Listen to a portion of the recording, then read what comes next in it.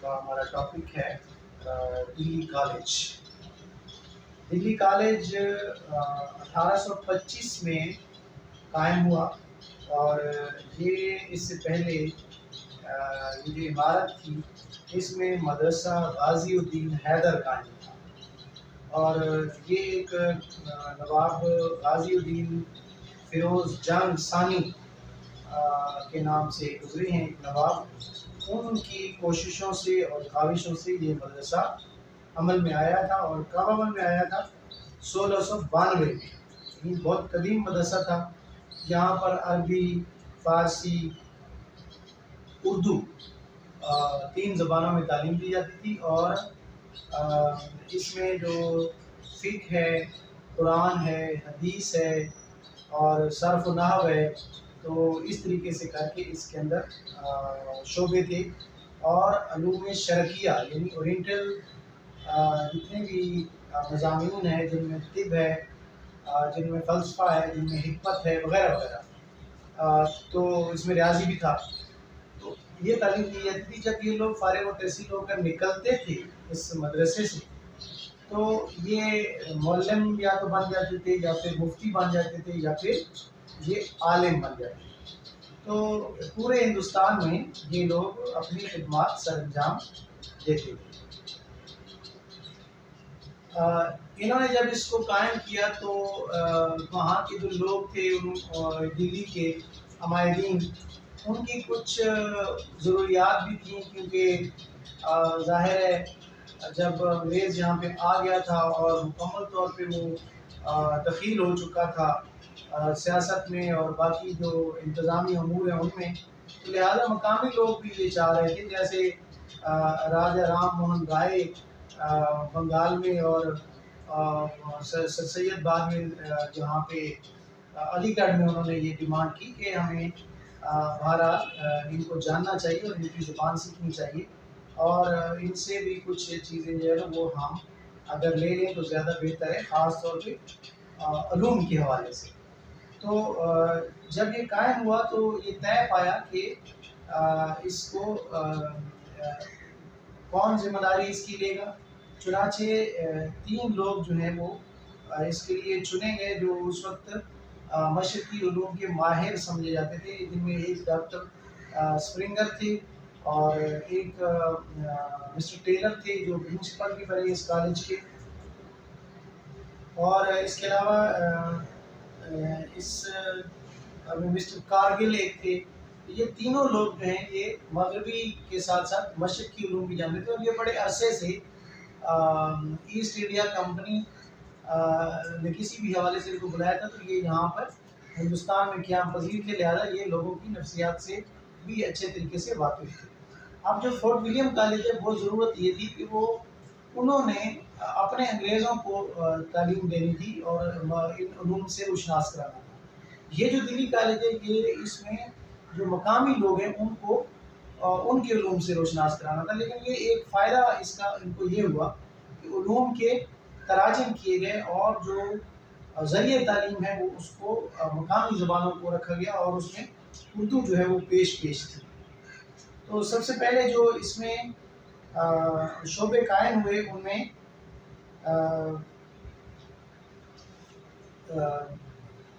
جو پہلے سے شعبے موجود تھے وہ مشرقی، اور اس کے علاوہ اس میں فزکس یعنی طبیعیات، کیمیا یعنی کیمسٹری، اور میتھمیٹکس پہلی تھی، نباتات یعنی باٹنی، اور تاریخ کے شعبے جو ہے اس کے اندر قائم کیے گئے۔ اور اس کے علاوہ جو مسٹر چارلس مٹکاف تھے، یہ ریزیڈنٹ تھے ادھر کے دلی کے افسر تھے یہ کمپنی کی طرف سے، تو ان کی سفارش پر بعد میں انگریزی کا شعبہ بھی قائم کیا گیا، چنانچہ ایک شعبے کا اضافہ ہو گیا۔ اس میں ایک صاحب اور بھی بعد میں شامل ہوئے جن کا نام مسٹر بوترو تھا، یہ بھی مستشرق تھے، اور یہ بھی علوم سے واقفیت رکھتے تھے، مشرقی علوم سے۔ اس کالج نے ایک خاص فضا قائم کی، تھوڑے عرصے کے لیے یہ رہا، 1825 سے لے کے 1857 تک تقریباً یہ اس کا کوئی آپ کہہ سکتے ہیں کہ 32 سال کے لگ بھگ اس کا عرصہ بنتا ہے، لیکن اس عرصے میں جو اس نے کامیابیاں سمیٹی ہیں وہ ان گنت ہیں۔ تو سب سے پہلے تو یہ ہے کہ اس سے جو لوگ وابستہ تھے، ہمارے ہندوستان کے جو لوگ تھے، اس میں مولوی مملوک علی، اور اس کے علاوہ اس میں تھے تیسرے جو تھے رام چندر، ان کے جو میتھمیٹکس کے بہت بڑے ماسٹر رام چندر، اور اس کے بعد جو تھے وہ امام بخش صاحبائی۔ یہ تین لوگ جو ہیں انہوں نے یہاں پہ ملازمت کا آغاز کیا۔ مولوی مملوک علی جو ہے اس کی خدمات جو ہے نا وہ عربی کے حوالے سے بہت زیادہ تھی، اور ان کے شاگردوں میں مولانا قاسم نانوتوی اور رشید احمد گنگوہی اور امداد اللہ جیسے لوگ جو ہے انہوں نے بعد میں مدرسہ دیوبند کی بنیاد رکھی۔ اس کے علاوہ جو تھے امام بخش صاحبائی جو تھے، وہ فارسی کے ایک بہت قداور شخصیت تھی، مغلوں کے زمانے میں یہ بڑا مشہور نام ہے۔ تو انہوں نے اس میں خاص طور پر ہدایت البلاغت کا ترجمہ کیا، بہت کارآمد کتاب تھی۔ اس کے علاوہ صرف نحو جو تھے، وہ گرامر جو تھے فارسی سے، وہ بھی انہوں نے ترجمہ کیا۔ اس کے علاوہ جو تیسرے صاحب تھے جن کا نام میں نے آپ کے سامنے لیا ہے، وہ ہے ماسٹر رام چندر، اور انہوں نے تو یعنی ان کی جو خدمات ہیں وہ میتھمیٹکس کے حوالے سے تو کوئی بھی ان کا ثانی اس زمانے میں نہیں ہے۔ وہ اس سے پہلے محکمہ مالیات میں کام کرتے تھے، لیکن لوگوں کی خدمت کے طور پر انہوں نے اس کو فرض سمجھ کر اور ایک فریضہ سمجھ کر انہوں نے اس کالج کو جوائن کیا، اور ادب کے حوالے سے جو ان کی یعنی ملٹی ٹیلنٹڈ وہ آدمی تھے، انہوں نے ایک رسالہ نکالا جس کا نام ہے فوائد الناظرین۔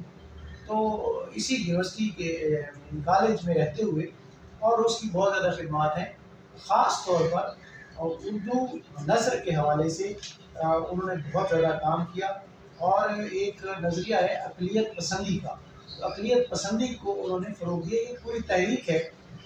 اور اس کے علاوہ جناب آ جاتے ہیں کہ اس زمانے میں یہ بھی ہوتا ہے کہ میں نے آپ پچھلے جو کالج کی ہم بات کریں تو میں نے آپ کو یہ کہا تھا کہ کوئی بھی ادارہ ہوتا ہے تو اس کے جو پروڈکٹ ہوتے ہیں، اس کے جو فارغ التحصیل طلباء ہوتے ہیں، ان سے بھی ادارہ پہچانا جاتا ہے۔ ظاہر ہے وہ اینٹ گارے کا مرکب تو ہوتا ہے، در و دیوار کا نام تو ہوتا ہے، کوئی بھی ادارہ جب ہوتا ہے، اسکول ہوتا ہے، کالج ہوتا ہے، یونیورسٹی ہوتی ہے، لیکن اصل چیز کیا ہوتی ہے؟ اصل چیز یہ ہوتی ہے کہ وہاں سے کس قسم کے لوگ نکل رہے ہیں۔ تو ذرا ایک نظر آپ دیکھ لیں کہ وہاں سے کس طرح کے لوگ نکلے۔ ایک تو ڈپٹی نذیر احمد ہیں وہاں کے، اس کے علاوہ مولانا محمد حسین آزاد ہیں، اس کے علاوہ ماسٹر پیارے لال ہیں، اس کے علاوہ ان کے جو آپ کے ہیں اس حوالے سے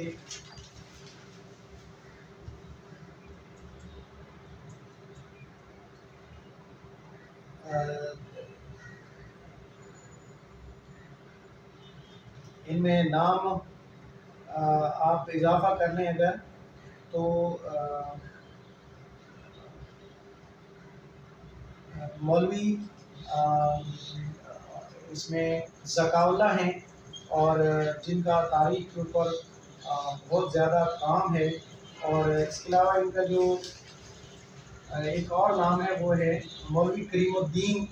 مولوی کریم الدین کے علاوہ میر ناصر علی، اس کے علاوہ پنڈت موتی لال، اس کے علاوہ اس میں جو ایک اور بڑا نام ہے پنڈت من پھول، اور ڈاکٹر ضیاء الدین، اور جو بعد میں علی گڑھ سے بھی وابستہ رہے۔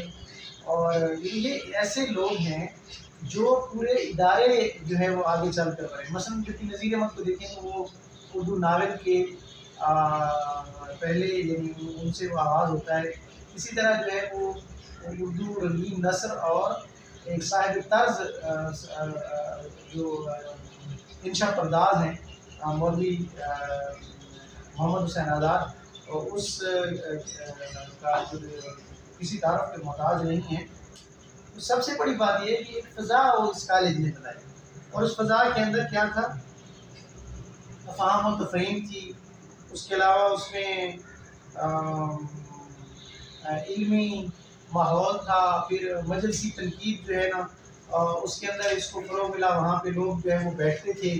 और सबसे बड़ी बात ये है कि इन्होंने मुख्तलिफ़ तराजम किए। असल में जो इस कॉलेज का जो सबसे बड़ा अचीवमेंट उर्दू के हवाले से अगर आप देखें तो मुख्तलिफ़ मज़ामीन जितने भी पढ़ाए जाते थे और जिनमें मैंने आपको बताया कि नेचुरल साइंसेस थे या तारीख़ थी या जो फ़िलासफ़ी थी, उन सब के तराजम किए जाते थे उर्दू में। उर्दू का ज़ाहिर दामन इसमें माला माल हो रहा था। फिर उसके अलावा इन्होंने कुछ कदीम किताबों की छपाई का भी यहाँ से इंतज़ाम किया, जिसमें सही बुखारी को इन्होंने छापा, बहार अजम को इन्होंने छापा, सार सनादीद को छापा, तारीख़ ज़मीनी छापी। उसके बाद हमासा एक अरबी किताब थी, उसका तर्जमा जो है यहाँ से हुआ। और फिर इसमें एक इन्होंने रिसाला यहाँ का निकलता था कॉलेज का, जिसका नाम था किरानुस्सादैन। किरानुस्सादैन में ये स्प्रिंगर निकालते थे और इसमें मुख्तलिफ़ मज़ामीन छपते थे, जिसमें फ़ारसी और उर्दू में होते थे, फ़ारसी से तराजम होते थे, अरबिक से होते थे और फिर अंग्रेज़ी से बहुत सारे तर्जमे भी इस उसमें हुए। अच्छा, इसका जो मकसद था इस कॉलेज का वो क्या था, ये इसके असरात क्या पड़े? एक सवाल ये है। असरात ये था कि वो चाहते थे कि जो अंग्रेज़ी तमद्दुन है, जो अंग्रेज़ी तहज़ीब है, वो किसी तरीके से रूशनास कराई जाए, लिहाजा और अंग्रेज़ी ज़बान जो उसमें आ जाती है तमद्दुन में, बहुत सारी चीज़ें आती हैं। तो इसमें तो वो कामयाब हुए और उन्होंने इसको बिल्कुल हमारे यहाँ आज भी नज़र आती है। मैं जिस लिबास में बैठा हुआ हूँ ये उन्हीं की देन है। उसके अलावा फिर उन्होंने ये किया कि जो एक मकसद उनका ये भी था कि इनके अंदर रिफ्ट डाली जाए, इनके अंदर दरार डाली जाए। तो उसके लिए उन्होंने ख़ास तौर पे तारीख़ के इल्म से जो है वो काम लिया।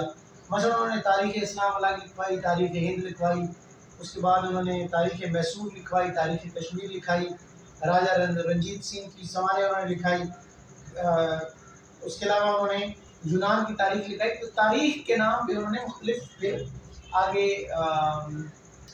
दिए नज़रिए दिए, उसके ऊपर मैं नहीं जाना चाहता। लेकिन बहरहाल वो चूँकि किताबें उर्दू में थी तो उर्दू का जो सरमाया है वो तो बढ़ रहा था। फिर उसके अलावा उन्होंने अदब का भी काम बहरहाल दिल्ली कॉलेज में हुआ। मसलन तज़किरा शुअरा यहाँ से छपा, जामिउल हिकायत यहाँ से छपी, कलील दमना का यहाँ से तर्जुमा हुआ,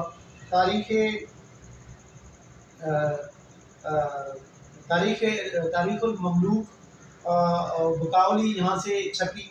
तो ये इस तरह की किताबें जो हैं वो उर्दू अदब की जो है यहाँ से जब छपाई हुई तो या पब्लिशिंग हुई, तो ये भी आप कह सकते हैं कि ये बहुत बड़ी खिदमत उर्दू के हवाले से इन्होंने की है। उसके अलावा जो किस्सा चहार दरवेश यहाँ से छपा, शकंतुला जो ड्रामा है उसका तर्जुमा हुआ, बद्र मुनीर जो है वो जो उसका तर्जुमा हुआ। फिर मिर्ज़ा मोहम्मद रफ़ी सौदा, कलंदर बख्श जुरत, मीर तकी मीर, ख्वाजा मीर दर्द जैसे शुअरा के दीवान जो है ना वो दिल्ली कॉलेज से छपे। उसके अलावा उर्दू लुग़त यहाँ से शाये हुए, अंग्रेज़ी की ग्रामर अभी यहाँ से शाये हुई। और एक तरह का ये उस ज़माने में दिल्ली कॉलेज का एक नाम था पूरी दिल्ली में और हर तरफ जो एक माहौल नज़र आता था कि वाकई कोई इदारा कायम हुआ है